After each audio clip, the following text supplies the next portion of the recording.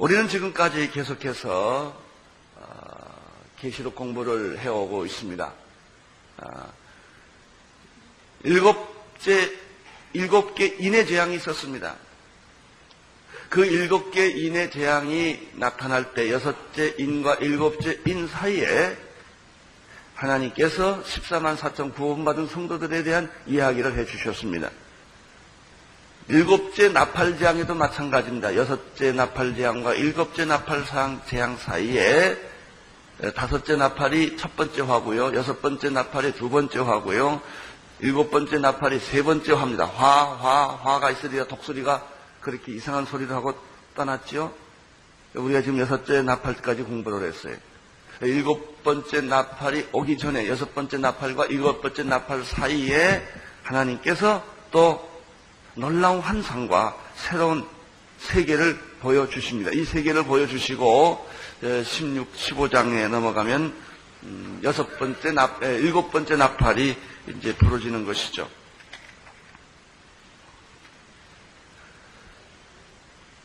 그래서 16장, 15장, 16장에 대접재앙이 나타납니다. 오늘은 그 6번째 재앙과 나팔과 7번째 나팔 사이에 하나님께서 우리에게 두 책에 대한 환상을 보여주셨습니다. 이것은 천사가 가지고 있는 것입니다. 그 두 책을, 작은 책이 두 책이 아니라 작은 책은 요한이 개봉을 합니다. 그리고 두 증인이 나옵니다. 작은 책과 두 증인에. 이 두 증인, 두 감람나무, 두 촛대를 통해서 교회와 그 하나님의 백성들이 이 말세 때 사탄의 세력과 싸우는 하나님의 군사로서, 하나님의 전위대로서 소개가 되고 있죠.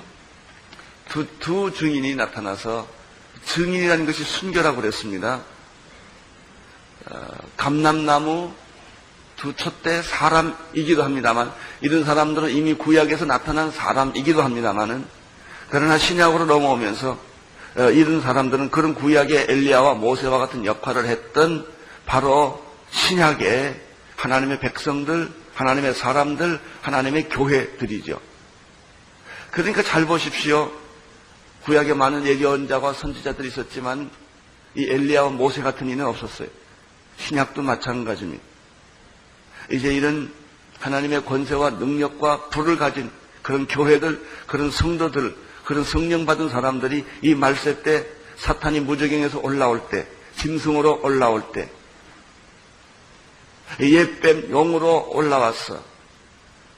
그들이 음료를 조종을 해서 이 세상을 초토화시킬 때 이 하나님의 교회, 하나님의 백성들은 그러면 다 이렇게 당하고 없어지는 것이냐? 그렇지 않단 말이죠. 하나님의 백성들은 더 굳게 서게 될 거예요. 하나님의 교회는 더 왕성하게, 더 강하게 서게 될 거예요. 두려워하지 말라는 거예요. 너희가 환난을 당하나 담대하라. 내가 세상을 이겨내라. 너희가 이 계시록 때, 이 재앙들이 올 때 두려워하지 말라. 이 역사의 중심에 서 있는 것은 정부가 아니고 권력이 아니고 그런 세상의 사회적인 운동이 아니에요. 노조 운동이나 민주화 운동 이런 게 아니란 말이죠. 새마을 운동이 아니란 말이죠. 이 역사의 중심에 서 있는 것이 누구냐 하면 성도들과 하나님의 교회예요. 그런데 우리가 이 교회가 지금 썩어가고 있단 말이죠. 이 교회가 교회 본질에 접근하지 못하고 있단 말이죠. 이런 교회들은 마귀와 싸워봐야 100점 100패한단 말이죠. 그래서 우리는 정말 하나님이 의도하시고 하나님이 역사하시고 이 마지막 때 마귀와 싸워 대결할 수 있는 거룩한 하나님의 새로운 교회상을 우리가 이거 지금 하고 있는 게 온누리교회가 그런 이상을 꿈꾸고 있는 거예요. 선교사를 보내고 있는 것이며 우리가 세상에 나가고 있는 것이며 교회가 건물이나 제도나 방법이나 교파를 떠나서 정말 그리스도의 살아있는 몸의 공동체로서 이 지상에 어떻게 우리가 살아남아서 이 세상에 영향력을 주고 세상을 변화시킬 수 있느냐 하는 꿈이 이게 진정한 교회의 꿈이고 여러분이 거기에 따라서 목사로 장로로 교사로 복음 전도하는 자로 다 부름을 받은 게 이게 에베소 4장에 그래서 우리가 성도를 온전케 하며 그 다음에 그들을 양육해서 그리스도의 몸을 이루는 이런 일들을 하는 것이 정말 그리스도의 신부로서의 교회다 말이죠. 왜 교회를 신부라고 말했을까? 이 사탄의 모습인 창녀들과 싸우기 위해서 하는 거예요. 이 교회라는 조직이 이 지상에서 무엇을 의미하는 것일까? 여러분, 우리는 왜 방배동이든 어디든 왜 교회가 지금 더 이렇게 새로운 하나님께서 변화와 확장을 주시는 것일까? 전부 이런 관점에서 봐야 돼요. 왜 우리가 2,000명의 선교사를 보내는 것일까? 왜 우리들이 모여서 이 사역자들이 모여서 신년초에 부흥회를 하는 것일까? 이게 다 하나님의 들림을 받는, 하나님의 참 기름 부음 받는 그런 하나님의 거룩한 교회로서 이 세상의 조직과 단체와 방법과 다른 또 하나의 교회가 아니라 다른 어떤 그 공동체가 이 세상에 새로 태어난다고 하는 이런 비전, 그런 그 공동체에 하나님께서 우리를 다 불러주셔서 그리스도의 몸을 이룬다고 하는 그런 비전. 그래서 우리는 여러분의 직장을 다 병원이든 학교든 일터이든 어느 곳에 가든지 오늘의 성도들이 가는 곳마다 이 영광스러운 하나님의 비전과 능력이 다 여러분을 통하여 세상에 전개될 줄로 믿습니다. 이게 비전이에요. 이게 비전. 자, 두 증인이 있었고요.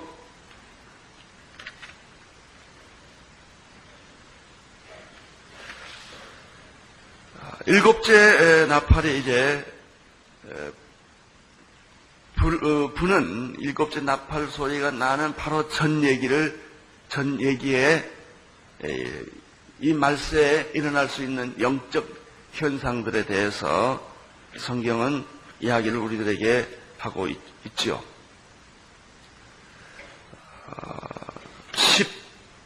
10장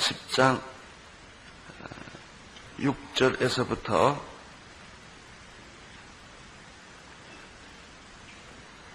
5절에서부터 이 두 증인에 대한 얘기를 다시 시작을 하겠습니다. 5절 읽어주십시오. 만일 11장 5절입니다. 미안합니다. 11장 5절 시작. 만일 누구든지 저희를 해하고자 한즉 저희 입에서 불이 나서 그 원수를 소멸할지니 누구든지 해하려 하면 반드시 이와 같이 죽음을 당하리라. 6절 저희가 권세를 가지고 하늘을 닫아 그 예언하는 날 동안 비 오지 못하게 하고 또 권세를 가지고 물을 변하여 피가 되게 하고 아무 때든지 원하는 대로 여러 가지 재앙이 땅을 치려 하도다. 구약에서는 모세를 통하여 하나님이 이스라엘 백성들을 애굽에서 탈출시킬 때 많은 재앙이 내렸던 일이 있습니다. 이런 권세를 모세에게 주었습니다. 모세가 무슨 힘이 있어요? 참 모세가 훌륭한 거냐? 지팡이 하나 들고 아론 데리고 이 영적 전쟁을 했다는 거예요. 여러분, 모세 위대한 점은 뭐냐? 이스라엘 백성도 이끌고 데모 안 했다는 겁니다. 요즘 현대식으로 말하면 민중운동을 했을 거예요. 안 해야 하나. 그는 하나님 한 분 붙잡고 바로하고 싸우니. 이게 영적 전쟁이에요. 영적 전쟁의 본질이 바로 모세가 출애굽할 때 모습 속에 있어요. 여러분, 엘리야가 아합과 싸울 때 여러 사람하고 안 싸웠어요. 아합과 이세벨의 그 450명의 바알 선지자와 수많은 세력들과 싸울 때 아합이 혼자 나갔어요. 나는 여러분에게 모세와 엘리야와 같은 영성 있게 되기를 축원합니다. 두려워하지 마세요. 우리 애굽하고 싸워도 문제 없어요. 바알과 싸워도 문제가 없다고요. 이 모델을 구약에서 두 개 보여준 얘기를 6절에서 하고 있는 거예요. 이런 영적 권세를 가진 게 뭐냐면 교회예요. 교회. 하나님의 백성들이라고요. 이 마지막 시대에 그들에게 이런 권세를 하나님이 주셔서 이 교회와 싸우는 사람들을 하나님이 다 몰살시켜 버린다는 것이죠. 그러나 이 마귀가 만만치가 않단 말이죠. 그래서 이 마귀와 하나님의 교회와 이 마지막 시대에 대접전이 벌어지는데 7절에 보면은 그 증거를 마칠 때가 뭐냐면 주님이 오실 때, 철임과 재림 사이에요. 교회가 이제 이 말세 때 이 재앙과 환난과 위기 속에서 버티고 있는 유일한 방패막은 교회가 버텨주는 거예요. 모든 세상의 조직, 정치 조직, 경제 조직, 사회 조직은 마귀하고 다 달라붙어요. 이 조직의 특징은 음란하다는 거예요. 정치와 음란이 붙을 거예요. 경제와 음란이 붙을 거예요. 그리고 이 사람들은 거대한 공룡이 돼요. 그래가지고 자기 하수인들을 데리고 택한 자들을 다 죽이려고 할 거예요. 이 방패막이 누구냐? 교회예요, 교회. 그래서 여러분, 교회를 살리셔야 합니다. 교회에 헌신하셔야 합니다. 교회가 얼마나 중요한 건지 나는 여러분들이 정말 성령의 마음으로 깨닫게 되기를 축원합니다. 교회에서 봉사하는 것이 이게 얼마나 중요한 것이, 왜? 이게 마귀를 막는 방패막이기 때문에. 그렇게 되면 이 교회가 이런 능력을 가지고 두 증인, 두 촛대, 두 감람나무의 권세를 가지고 마귀와 싸우다가 마지막에는 어떻게 됐냐? 교회가 죽어요. 예수가 죽듯이 교회가 죽습니다. 그게 7절이에요. 저희가 그 증거를 마칠 때 무저갱으로부터 올라오는 뭐가 있죠? 짐승이라는 말이 이제부터 시작돼요. 계시록에 36번 나오는데 이 짐승 얘기가 계속 나옵니다. 사탄이 짐승을 통하여 역사하는 거예요. 땅에서 나오는 짐승과 바다에서 나오는 짐승, 천사가 땅과 바다를 밟고 있었다고 그랬어요. 이 땅에서 나오는 짐승들과 바다에 나오는 짐승들을 겪게 될, 앞으로 사탄의 모든 세력들은 그런 짐승의 모습을 하고 이 세상에 날뛰게 될 것입니다. 자, 여기 계속해 보면 그 증거를 마칠 때 무저갱으로부터 올라오는 짐승이 저희로 더불어 뭘 일으키죠? 전쟁을 일으키고 저희를 이기고 저희를 죽여요. 교회를 계속 공격해 나오게 될 거예요. 그 얘기가 12장, 13장에 나오는데 12장에 보면은 한 여자와 용과 싸우는 얘기가 나와요. 그리고 12장에는 계속해서 또 두 가지 상징적인 미카엘 천사와 그리고 옛뱀 용과 또 싸워요. 여자와 용과 싸우고 미가엘과 천사가 싸워요. 이 12장 얘기는 전부 그 얘기예요. 영적 전쟁의 현실이 이 두 가지 대결로 나타난다는 것을 보여주죠. 그리고 13장에는 적그리스도가 나타나요. 그게 두 짐승이에요.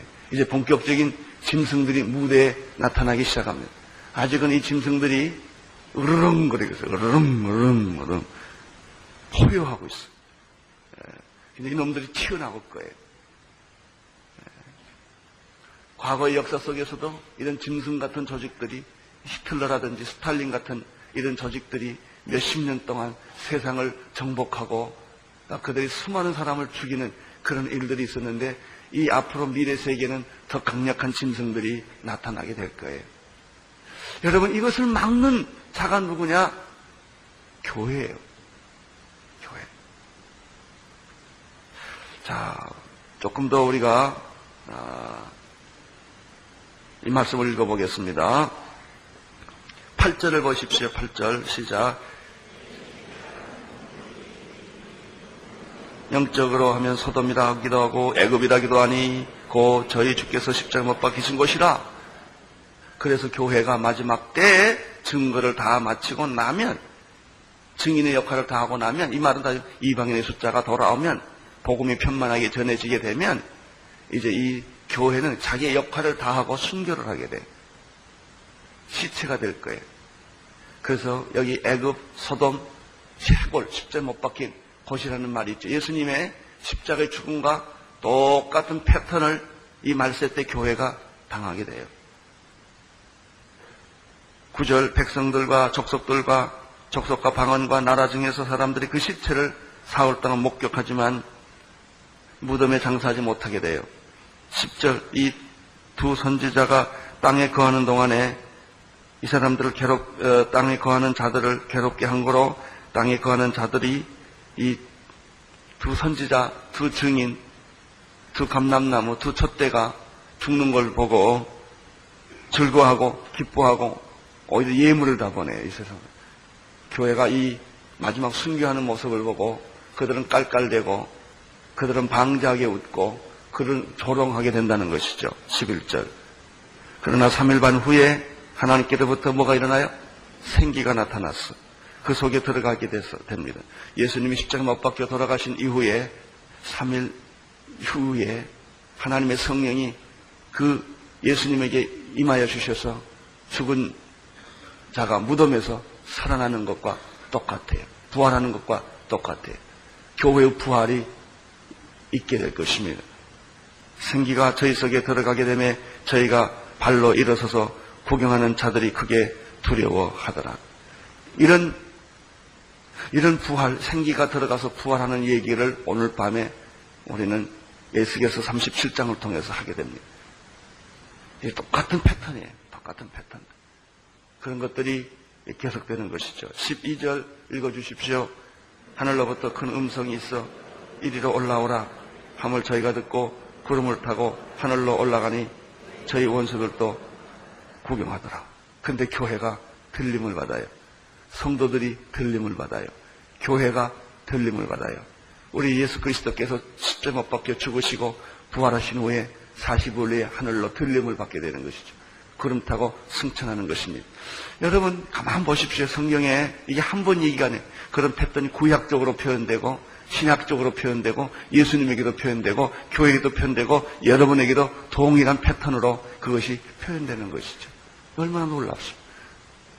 그래서 우리들은 이 세상에서 환난을 타랑하지만 오늘일까 내일일까 이제일까 언제일까 우리가 알지를 못하지만 연월시 그날에 우리에게 그런 일들이 일어나게 될 것이다. 그래서 모든 그리스도인들의 마음속에는 이 죽음에 대한 아주 놀라운 기막힌 영광스러운 환상이 있어요. 그래서 성도의 죽음은 아름다운 거예요.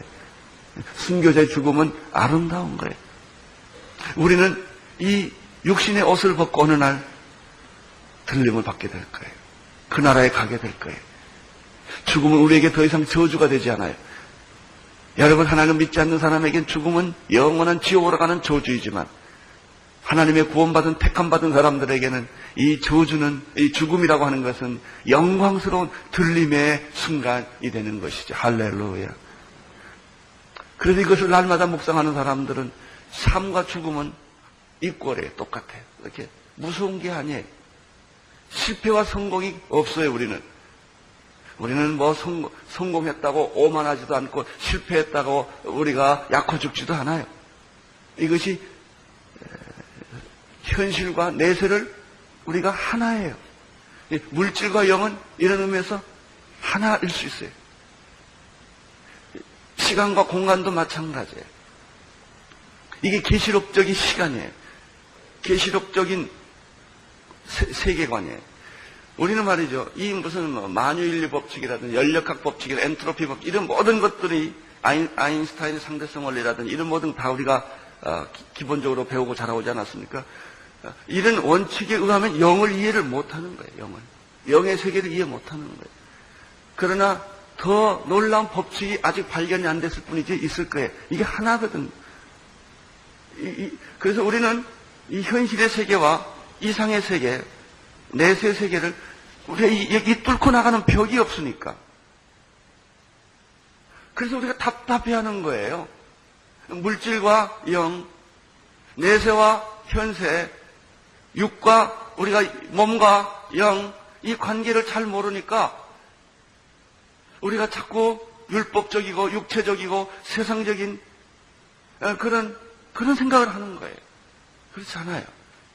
이게 성령 안에서는 하나로 쑥 통하게 돼 있어요.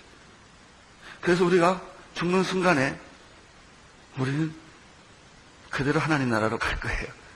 아니, 바로 내 생명이 끝나는 순간에 그것이 영의 세계로, 하나님의 세계로 즉시 이어질 거예요. 안심하고 죽으시기를 축원합니다.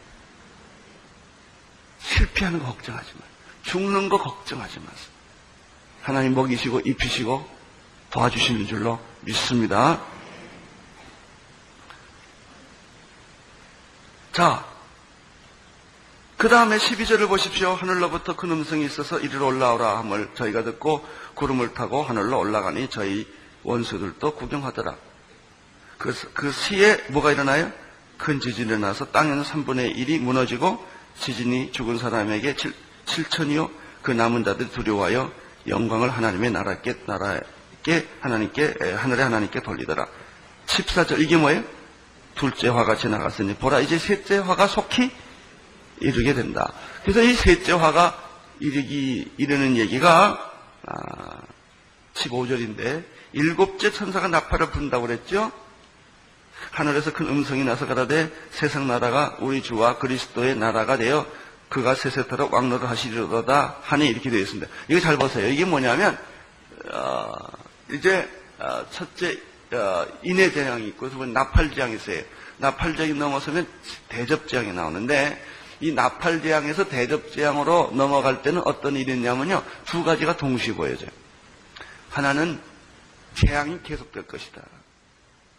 그러나 이 나팔재앙에서 대접재앙으로 넘어가는 이 부분에 있어서는 동시에 하나님의 영광을 같이 보여줘요. 이게 클라이막스가 되는데 이제 앞으로 미가엘과 용과 싸울 것이고 여자와 용과 싸울 것이고 두 짐승이 일어날 것이고 그 두 짐승 위에 음녀가 탈 것이며 바벨론 나라가 이 땅을 지배하는 이런 거대한 세상 나라의 패턴을 보여주면서 이 나라들이 어떻게 멸망할까 하는 것을 이 일곱째 나팔, 다시 말하면 일곱 개의 대접재앙에서 보여주면서 이 11장에서는 동시에 하나님의 나라의 영광과 승리와 거룩함을 동시에 보여줘요. 자, 그 얘기가 11장 15절에 읽어주십시오. 시작. 일곱째 천사가 나팔을 불매 하늘에서 큰 음성이 나서 가로되 세상 나라가 우리 주와 그 그리스도의 나라가 되어 그가 세세토록 왕노를 하시도다. 이러면서 이 재앙이 계속되는 가운데 하나님의 승리, 그리스도의 승리, 세상 나라가 그리스도의 나라로 되는 이 영광스러운 장면을 다시 이렇게 계시해 주는 거예요.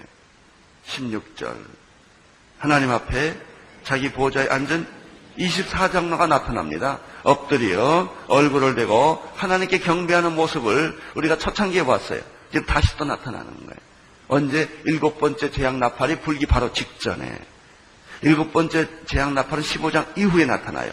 그러니까 11장부터 15장까지는 새로운 세계, 새로운 그 나팔 재앙 사이에 일어난 사건들, 영적 본질들을 여기서 계시해 주는 것이죠.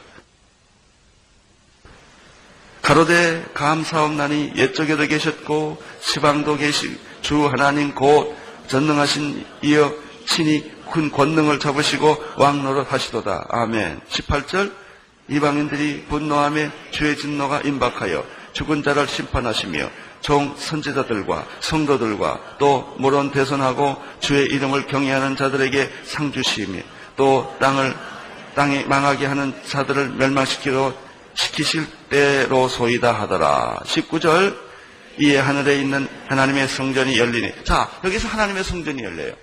이 하나님의 성전에 대해서는 내일 저녁 시간에 부흥회할 때 하는 게 주제예요. 오늘은 생기가 부활하는, 뼛속에 들어가서 부활하는 사건이고요. 이 성전이 얼마나 중요한지, 하나님 나라에는 하나님의 집이 있을 거 아니에요. 하나님의 성전. 이 하나님의 성전으로부터 심판이 오는 거예요. 하나님의 성전에서부터 생수의 강이 흘러넘치는 거예요. 하나님의 성전으로부터 모든 하나님의 영광이, 그래서 이게 새 성 예루살렘이에요. 나는 여러분들이 새하늘과 새 땅의 비전을 갖게 되기를 축원합니다. 이 세상의 땅과 세상의 하늘, 처음 하늘과 처음 땅이 아니에요. 처음 바다도 있지 않더라. 새하늘과 새 땅이 단장한 신부처럼 하늘에서 새 성전 예루살렘이 온다고 했죠. 이것을 에스겔에서 이 새 성전에 대한 환상을 보여줬어요. 할렐루야. 적어도 예수 믿으면 말이죠. 이런 세계에서는 가서 오래 갔다 그걸 계속 묵상하고 생각하는 거예요. 이 하나님 나라 뜻이 하늘에서 이루어진 것처럼 땅에서 이루어진 게 무슨 말이에요? 새하늘과 새 땅을 내가 보니. 그래서 사실은 우리가 새하늘과 새 땅인데 사실 그 앞에 내가 새하늘과 새 땅을 보니, 나는 여러분들이 이 하나님 나라의 환상을 보게 되기를 바라고, 비전을 보게 되기를 바라고, 여러분이 여기서 사는 거예요. 우리의 신앙이라는 것은 거기서 살다가 잠깐 여기 와서 이렇게 있는 거예요. 이렇게 와서 밥도 먹고 뭐 언제 이러는 거죠. 그 좋은 패턴이 말이죠. 예수님이 40일 동안 부활하고 나신 이후의 모습. 제자들하고 밥도 먹고 생선도 먹고 숯불도 굽고 뭐 이러다 또 쑥 없어지기도 하고 왔다 갔다 하세요. 예수님이 예루살렘에 계시다가 순식간에 나사렛 갈릴리도 가시고 말이죠. 우리가 이 세상에 사는 것도 말이죠. 직장 가서 열심히 일하다가 또 쑥 하나님 잠깐 날아갔다가 이 천사들과 함께 놀다가 예배 드리다가 또 쑥 내려와가지고 또 열심히 살고 이러는 거예요. 그렇게 사는 사람들은요, 이 세상의 일들이 그렇게 심각하지 않다니까요. 왜? 나는 어저께, 오늘도 이제 금방 거기 갔다 왔으니까. 천국에, 거기에 잠깐 있다 또 여기 왔다 이렇게 사니까 죽으면 어디 갈 줄 알아요? 거기 갈 줄 알지. 이게 친숙해야 돼, 친숙. 새하늘과 새 땅, 새 예루살렘, 생수의 강, 어린 양의 혼인잔치, 하나님의 성전의 그 영광스러움이 찬양 속에 날마다 구원하심이 보좌에 앉으신 어린 양에게 있도다. 이게 찬송을 통하여 성령님을 통하여 내 안에 계속해서 익숙해야 된단 말이죠. 나는 오늘 여러분들에게 그런 축복이 있게 되기를 바라요. 적어도 우리가 계시록을 공부하는 동안에는 이런 얘기를 많이 듣지 않습니까? 그러니까 이런 얘기를 많이 듣고 많이 보면 그 다음에 환란이 와도 다 이 필름 하나 보는 것 같은, 고난이 와도 필름 하나 보는 것 같은 그런 정도밖에 안 되는 거예요. 그래서 환란을 이길 수 있고 마귀의 세력을 두려워하지 않게 되는 줄로 믿습니다. 자, 좀 더 보겠습니다. 19절 시작. 이에 하늘에 있는 하나님의 성전이 열리니 성전에는 뭐가 있어요? 그렇죠. 그러니까 하나님이 지상에다가 텐트를 만들어 주시고 성소와 지성소를 만들어 주시고 그 지성소 안에 뭘 해줬어요? 언약궤가 있었다고 그러잖아요. 그 언약궤에 가서 그게 멀시 시트 아닙니까? 가서 피를 뿌려서 우리가 제사를 드리고 이스라엘 백성들이 하나님을 만나는 장소로 하나님의 성전에 비하면 이 눈에 보이는 인간이 만든 성전들이라는 것이 하나의 모델이죠. 모델 하우스. 요즘 모델 하우스 있잖아요. 그런 거예요. 그래서 이 언약궤라는 게 얼마나 중요하고 성경이 뭐냐? 언약의 책이에요.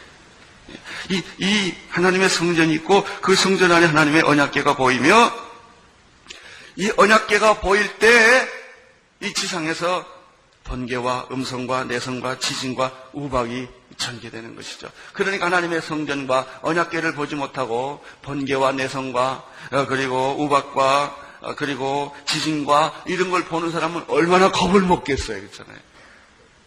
겁을 조금 흔들리기만 해도 겁을 먹을 거 아니에요.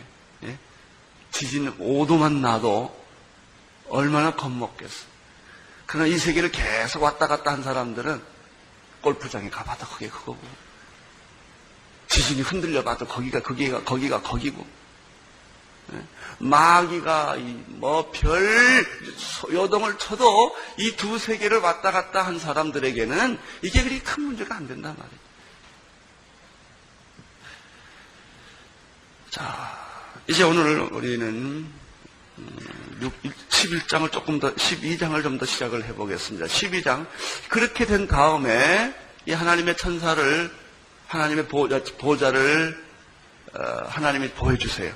7번째 나팔리왕이 있기 전에 이런 환상을 보여주세요. 여러분, 우리가 이 세상에요, 하나님 보지 못하고 살면 못 삽니다. 무서워서, 외롭고 고독해서. 그러나 천국의 삶을 사는 사람들은 이 세상의 삶이 그렇게 고통스러운 게 아니에요. 이제 12장에 가서는 나팔지향이 나오기 전에 이 세상에서 앞으로 일어날 영적 대전쟁의 본질을 12장에서 두 가지 그림으로 이야기를 합니다. 첫째는 여자와 용의 싸움, 두 번째는 미카엘과 용의 싸움으로 나타납니다. 1장부터 6장까지 오늘 서론만 공부를 하고 내일 또 공부를 하겠습니다. 읽어주십시오. 1절에 하늘에 큰 이적이 보입니다. 자, 보십시오. 하늘에 큰 이적이 보였죠? 3절에 뭐라고 그랬어요? 하늘에 또 다른 이적이 있다고 그랬어요. 하늘에 1절로 다시 돌아갑니다. 하늘에 큰 이적이 보이는데 선입니다. 이것은 태양으로 옷을 입은 한 여자가 발 아래 달을 밟고 있어요. 그리고 머리에는 12별이 있어요. 해, 달, 별. 이 영광스러움을 가진 한 여자가 있다고 말했습니다. 이 여자가 누구냐 하는 것이죠. 자, 2절 이 여자가 뭘 했어요? 아이를 배웠어요. 해산하게 되었습니다. 그래서 해산 직전에 해산의 진통이 있다고 말했습니다. 이게 하나의 그림이에요. 두 번째 그림이 나옵니다. 3절을 보십시오. 하늘에 또 다른 이적이 보이는데 보라 큰 붉은 용이 나옵니다. 그러고 보니까 이 여자와 이 용은 어떤 관계가? 대칭 관계겠죠. 적대 관계가 되겠죠. 이 용이 큰 붉은 용이 나온다고 말했습니다. 머리가 몇 개? 7개예요. 이 뱀도 지혜가 얼마나 많은지 몰라요. 뿔이 몇 개? 괴물이죠. 7개 머리에 7개 뿔이 있으면 괜찮은데 7개 머리에 10개 뿔이 있어요. 이 사탄의 세력은 머리가 있어요. 사탄의 세력은 머리보다 3개가 더 많은 뿔을 가지고 있어요. 사탄이 또 얼마나 지상에서 존재할 때 그들이 강력한 힘을 가지고 있다는 것을 보여주는 거예요. 초자연적인 일들을 마귀가 하는 것이죠. 그들은 무술을 통하여, 무당을 통하여 이런 마귀들도 얼마나 제한적인 그런 강력한 그런 힘을 가지고 있다는 사실을 보여주지요. 7개의 머리와 10개의 뿔을 가진 괴상한 짐승이에요. 그게 13장에 두 짐승들 얘기가 나올 때 또 그 얘기가 반복되어 나옵니다.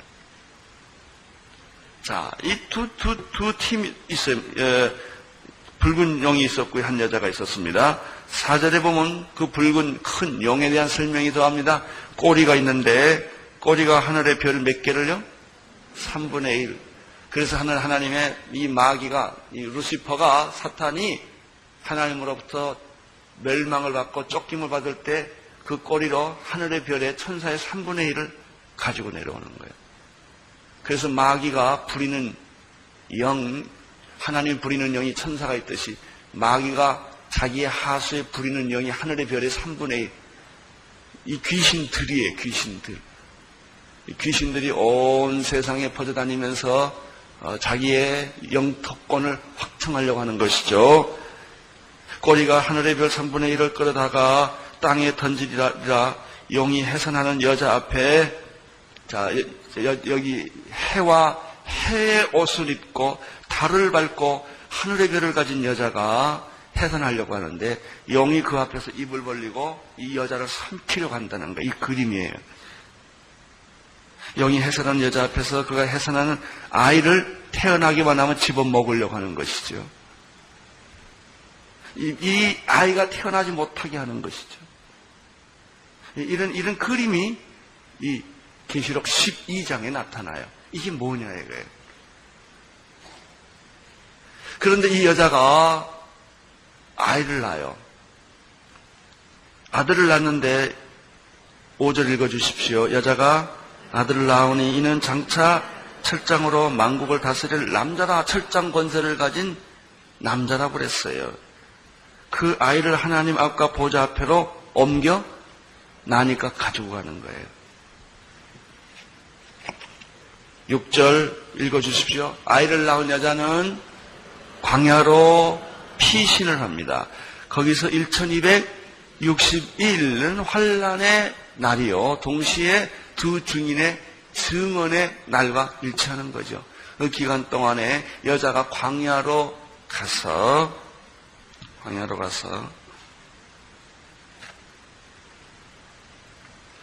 저를 양육하기와, 양육하다라는 말은 보호한다라는 뜻과 포함돼요. 양육하기 위하여 하나님께서 뭐한 것이다? 예비하신 곳이라, 이렇게 되어 있습니다. 자, 우리가 이 살고 있는 데가 광야예요. 모세는 이스라엘 백성들을 이끌고 적과 꿀이오는 땅을 가기 전에 광야에서 40년을 보냈어요. 사도행전에서는 이 세상을 광야교회라고 말했어요. 이 광야의 이 여자가 하나님의 양육과 보호를 받으면서 1260일을 견디게 있어요. 자, 이 그림은 무엇일까? 이 그림 하나 있고요. 또 하나는 이 그림 설명이 끝나면 그 다음에 미가엘 천사와 용과 또 싸우는 그림이 나와요. 네? 그리고 나서 13장에 들어가면 두 짐승 얘기가 나와요. 이것이 앞으로 우리가 7 대접 재앙이 일어날 때 일어날 수 있는 영적 현상을 이런 계시록적인 표현, 이런 묵시적인 표현, 이런 픽처 랭귀지를 통하여 우리들에게 사실을 보여주는 거. 이거는요, 비유만이 아니에요. 사실이에요, 사실. 이런 영적 사실들을 통해서 우리가 영적 전쟁의 현장을 실제로 이제 그 본질을 깨닫게 될 것입니다. 기도하겠습니다. 3가지를 위해 기도하십시오. 환난 날에 순교자의 정신을 가지고 담대히 이기게 하여 주옵소서. 성령이 임할 때 한 사람도 빠짐없이 다 성령 세례받고 성령의 인치심을 받고 성령으로 기름 붓게 되기를 원합니다. 복음이 땅끝까지 전하기 위하여 하나님이 문을 여실 때 아멘 주 예수여 오시옵소서. 주여 내가 여기 있나이다. 나를 보내소서. 이래서 하나님의 그 위대한 구원의 계획에 내가 응답하는 자가 되게 하여 주옵소서. 3가지를 가지고 기도하고 오늘 개인 기도를 들어가겠습니다. 통성으로 기도하십시다. 살아계신 하나님 아버지, 오늘 저희들이 이 말세에 일어나게 될 환난의 시대와 성령의 시대와 복음 증거의 시대에 대한 말씀을 나누었습니다. 주여 우리 성도들이 기도하고 준비하는 성도들 되게 하여 주옵소서. 성령 받은 성도들, 성령으로 무장된 성도들, 땅에서 살지만 날마다 천국을 사는 성도들 되게 하여 주시옵시오. 우리가 환난 속에 살지만 하나님의 영광을 보게 하여 주시옵시오. 하나님의 보호자를 보게 하여 주시옵시오. 하나님의 세계를 보게 아버지 우리들을 축복해 주시고 기름 부어 주시옵시기를 빌고 원합니다. 계시록을 하나의 지식으로 보지 않게 하시고 계시록을 하나의 아버지 학문으로 보지 않게 도와주시옵시고 그것이 정말 앞으로 장차 곧 속히 될 일의 예언임을 알게 하시고 이 말씀을 아버지 하나님 우리가 받아들이게 하시고 믿게 하시고 지키게 하시고 이 말씀에 나타난 7가지 축복들이 우리 안에 흘러넘치도록 하나님 축복해 주시고 우리 성도들이 환난을 당할 때 우리 성도들이 병마에 시달릴 때 우리 성도들이 세상에서 소롱을 당할 때 아버지 강하고 담대한 믿음을 갖게 하여 주시옵시고 성령으로 충만하여 승리하는 성도들 되게 하여 주시옵소서. 예수님 이름으로 기도합니다.